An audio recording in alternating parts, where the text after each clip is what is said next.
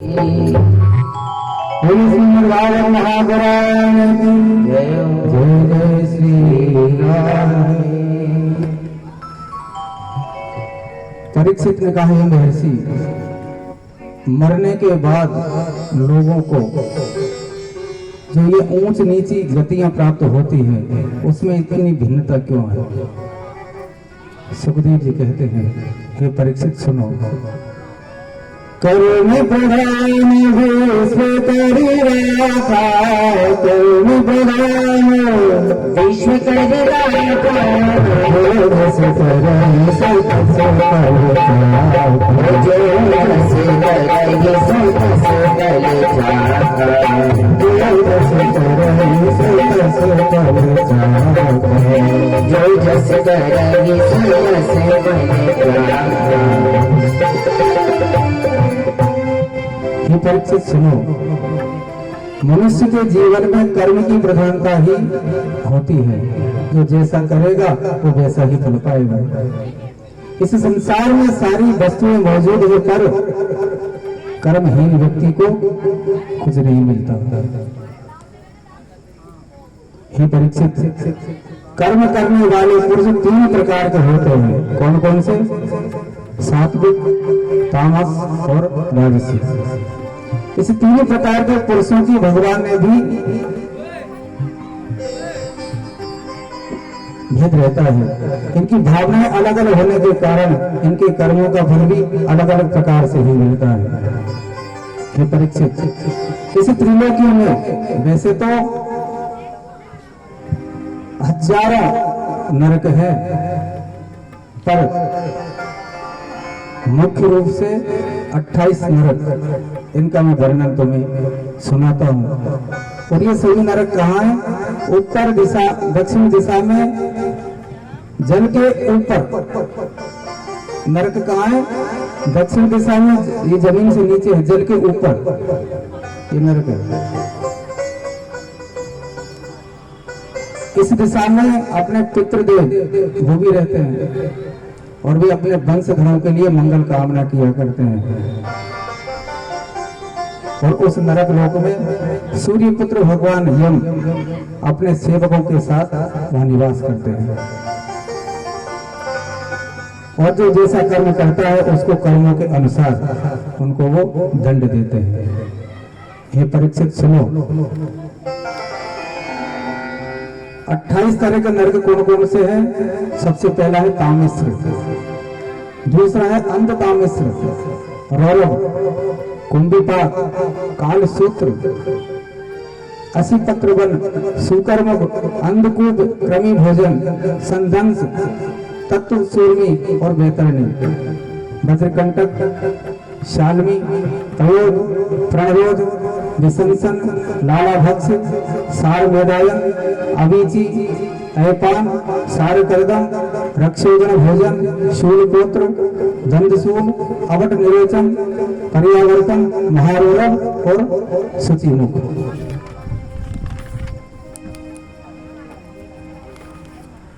तो आज परीक्षित को नरकों के बारे में बताया जा रहा है। ये परीक्षित सुनो, सबसे पहला नरक कौन सा? तामिश्र। अब तामिश्र नरक में क्या होता है? इनकी ये तो नाम है, अब इनकी सजा सुनो। किस नरक में कौन आदमी जाता है? हमारे अपने कर्म हमें याद होते हैं, हम किस तरह के कर्म कर रहे हैं, कर्म के अनुसार इनमें फल मिलता है। तामिश्र नरक में कौन जाता है? जो व्यक्ति दूसरों के धन और संतान अथवा स्त्रियों का हरण करता है, वो इस तामिश्र नामक के नरक में जाता है। और इस नरक में क्या होता है? उनको अन्न जल नहीं देकर डंडों से मारा जाता है। ये इस नरक की सजा है। दूसरा है कुंभीपाक, ये सबसे खराब है। इसमें कौन जाता है? जो दुष्ट मनुष्य अपना पेट पालने के लिए निर्जीव, जो बोलते नहीं है, ऐसे जानवरों को मारकर उनका भक्षण करते हैं। ध्यान से सुनिएगा।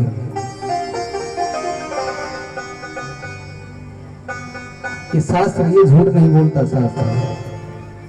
जो दुष्ट मनुष्य अपना पेट पालने के लिए जीवित पशु पक्षियों को मारकर उनका भक्षण करता है, उसे कुंभी पाक नरक में ले जाकर खोलते हुए तेल में डाल दिया जाता है। उबलते हुए तेल में बड़े बड़े कढ़ाई वहां पर चलते रहते हैं, उसमें तेल उबलता रहता है, उसमें उस जीव को डाल दिया जाता है। मर के तो भागे, वहां से कहाँ जाएगा मर के? वो उसमें जैसे पूरी और वो कुएं उसमें उछलते तेल वैसे उसमें उछलता रहता है। ये शास्त्र ये कभी झूठ नहीं बोलते। तीसरा काल सूत्र नरक। कथाएं तो बहुत सुनी आपने, पर जो चीज हमारे जीवन में सुधार लाए, कथा तो इधर से इधर निकल जाएगी। उन बातों का विशेष ध्यान देना जरूरी होता है, इसलिए इन नरकों का वर्णन वैसे बहुत कम लोग करते हैं, थोड़ा सा स्पर्श करके चले जाते हैं। काल सूत्र नामक नरक, इसमें कौन जाता है? जो मनुष्य इस लोक में माता पिता ब्राह्मण और वेद शास्त्रों का विरोध करता है।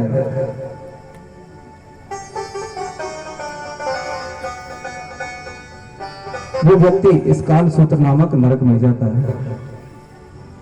शास्त्रों का विरोध ऐसे ही बिना पढ़े लिखे, कोई मतलब नहीं, जो ना जान ना पहचान, अपनी मर्जी से शास्त्रों के खिलाफ कुछ भी कहना, ब्राह्मणों के खिलाफ कुछ भी बोलना, ये सब काल सूत्र नामक नरक के अधिकारी है। इसमें क्या किया जाता है? चाकू होता है ना, वो चाकू पेट के आर पार कर दे, ऐसे एक सरिया होता है गरम गरम, उस सरिया को पेट में से आर पार करके ऐसे टांग देते हैं, दीवार पर टंगा रहता है। कितनी भयानक सजा। सुकर्मुख नरक।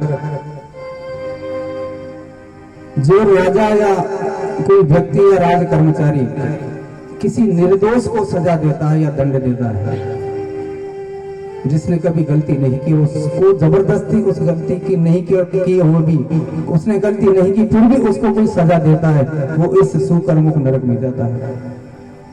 इसलिए ये भी ध्यान रखें, सच्चाई जाने बगैर कभी किसी को गलत नहीं ठहरा। इसमें क्या होता है? इसमें यमदूत के जो सैनिक होते हैं, यमदूत के, उनके सारे अंगों को कुचलते हैं, उसको पटक देते हैं और उसको कुचलते हैं। अंधकूप नरक, ये लगभग 50% से ज्यादा घरों में ये हो रहा है। जो व्यक्ति खटमल, मच्छर, जीव जंतु इत्यादि को मारता है, आजकल तो बैट बन गए मच्छर मारने के। मैं घर पे वहां बैठता हूँ, पट पट आवाज आती है, आवाज किसकी आ रही है कि बाहर मच्छर मार रहे हैं बैट से। खबरदार, मुझे कोई फर्क नहीं पड़ता, फूंक मारो 10 गुना और अपनी स्पीड बढ़ाओ, कोई फर्क नहीं पड़ रहा। मेरा काम है यहाँ से समझाना। कौन सा नरक उसको मिल रहा है? अंधकूप नामक नरक उसको मिल रहा है। और उसमें क्या होता है? जब मनुष्य जाता है तो वो ही कीड़े मकोड़े उसके पूरे शरीर पर छेंट जाते हैं, उसको नोचते हैं। ये अंधकूप नरक की सजा है। संदंस नरक, जो व्यक्ति चोरी से, जबरदस्ती से दूसरों का धन छीनता है, उसे संदंस नरक मिलता है, और उसमें लोहे की गरम गरम सलाखों से उसे मारा जाता है। संदंस नरक कितनी भयानक सजा। अब है बेतरनी, सबने नाम सुना, बेतरनी पार कैसे करोगे? गौ का दान करो, ये सत्य है। व्यक्ति को जीते मरने का इंतजार नहीं करे, अंत समय में कभी कभी ऐसा समय आता है कि उसको अंत समय का पता ही नहीं चलता। व्यक्ति को जीवन में एक बार गौदान अवश्य करना चाहिए, अपने जीते जी। और गाय भी कैसी? स्वस्थ गाय। पंडित जी फेरे कराते हैं, पहले के जमाने में सचमुच हमें आज भी हमारे गांव में गाय देते हैं। जब फेरे होते हैं तो वर वधू के जो गोदान का जब नंबर आता है, संकल्प होता है, आजकल तो 100 रुपए दे देते हैं गोदान। अब 100 रुपए का तो चारा नहीं आता गाय का, फिर भटकते हैं। जो राजा या राजपुरुष धर्म की मर्यादा का उल्लंघन करते हैं, उन्हें बेतरनी नदी में डाल दिया जाता है। और यह नदी कैसे है? नरकों की खाई के समान है, उसमें डूबते रहते हैं। गाय अगर हमने दान किया है या गाय का दान हमारे घर वालों ने हमारे निमित्त किया है, तो वो गाय वहां पर खड़ी हो जाती है, उसकी पूंछ पकड़ के हम पार हो जाते हैं। सोने की गाय का दान कभी मत देना। गाय देना है तो सचमुच की गाय, पंडित जी को ले जाओ, ये गाय है, वो चाहे कितने की स्वस्थ गाय, ये नहीं कोई ऐसी।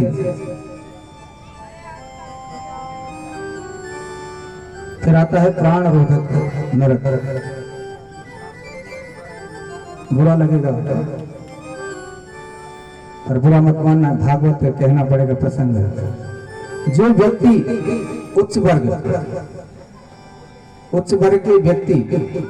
उच्च वर्ग के परिवार के लोग यदि कुत्ता और गधा पालते हैं तो उन्हें ये प्राण रोधक नरक की प्राप्ति होती है।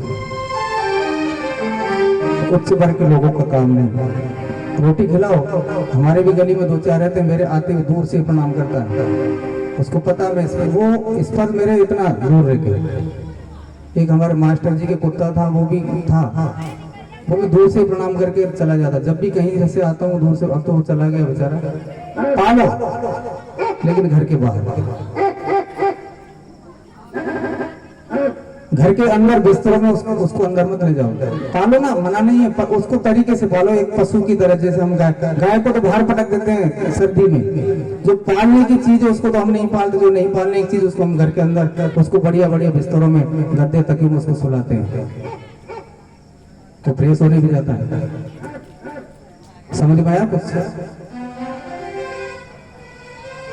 बाहर जाते ले जाते हैं, टहला के फ्रेश करा के उसको ले आते हैं सीधा घर के अंदर। नहलाया उसको घर में आने से पहले, साबुन से नहलाया? नहीं नहलाया।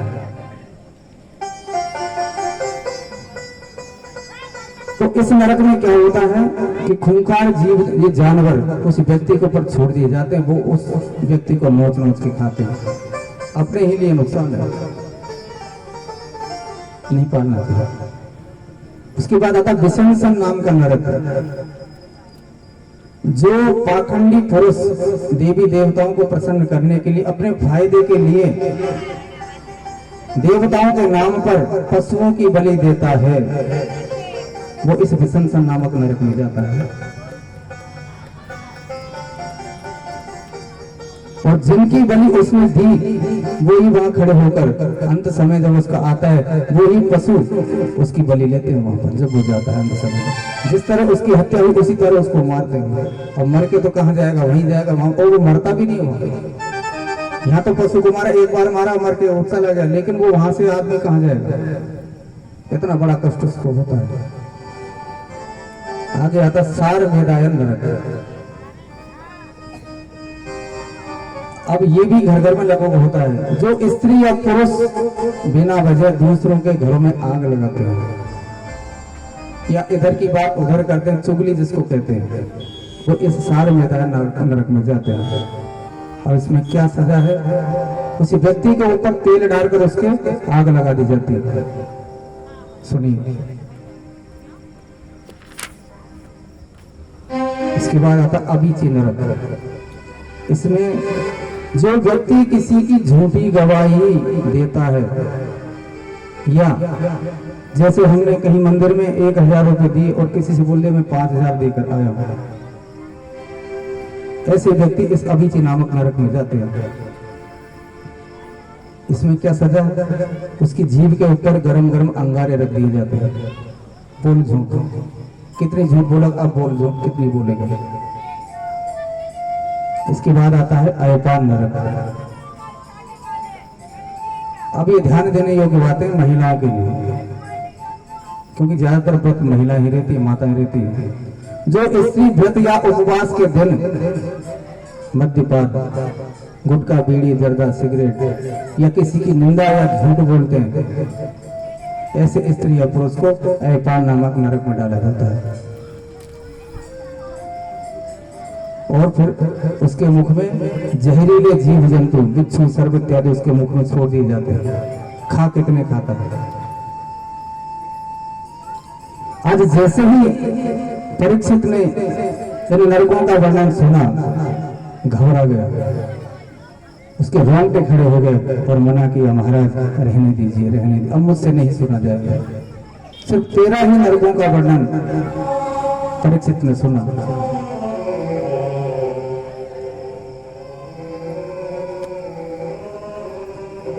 इस प्रकार से जब ऐसा नरक में कौन जाता है और वापस जन्म किसका होता है?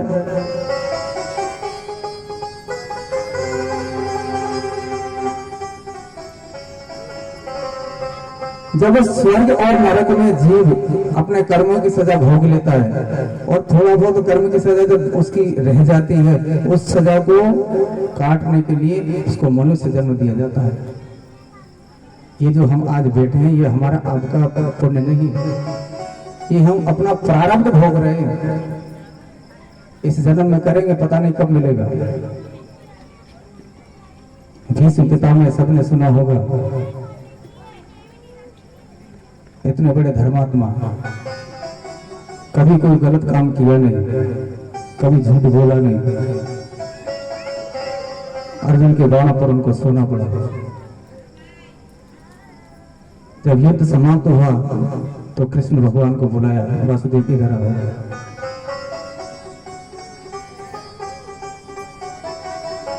भीष्म जी ने पूछा कि वासुदेव, मुझे मेरे 100 जन्मों का याद है कि 100 जन्मों तक मैंने ऐसा कोई काम किया नहीं जिससे मुझे इतने सारे बाणों की पीड़ा झेलनी पड़ी।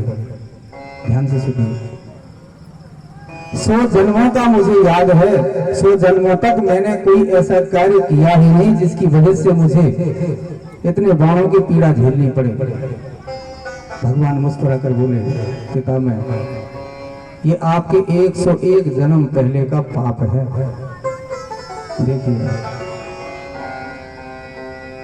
आप 101 जन्म पहले एक राजकुमार हुआ करते थे, आर्केड खेलने आप जा रहे थे घोड़े पे। अब कहीं तो लेके एक सर्प आया, कहीं लेके गिरगिट का करकाटे का होता ना गिरगिट।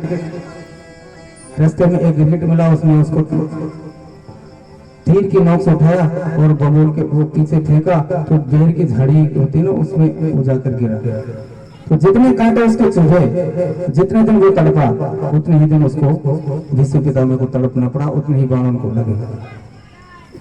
प्रारब्ध हमें भोगना ही पड़ता है। आज हम करेंगे, आज नहीं। अरे ये मत देखो हमें कोई देखने आ, वो देख रहा है, उससे डरो। और क्या करो? भगवान का भजन करो। हरि का भजन करो, हरि है हमारे। हरि का भजन करो,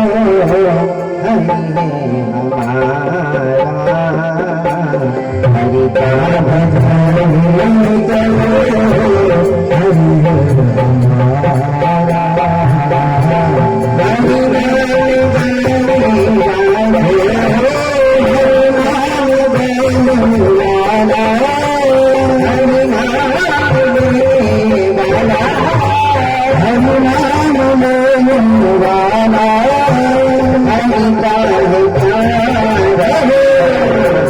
प्रभु का भजन करो,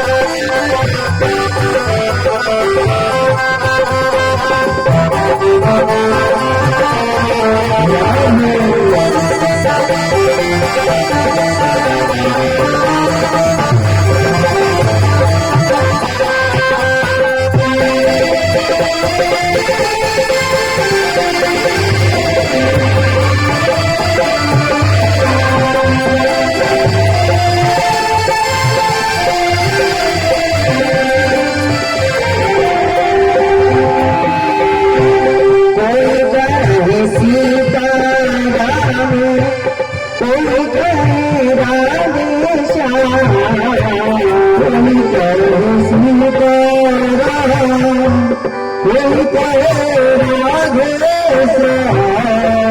कोई कहे सीताराम, कोई कहे राधेश्याम, मेरे हरि दीन हरि हरि करुणा सिंधु नमः हरि का भजन करो हरि हरि नाम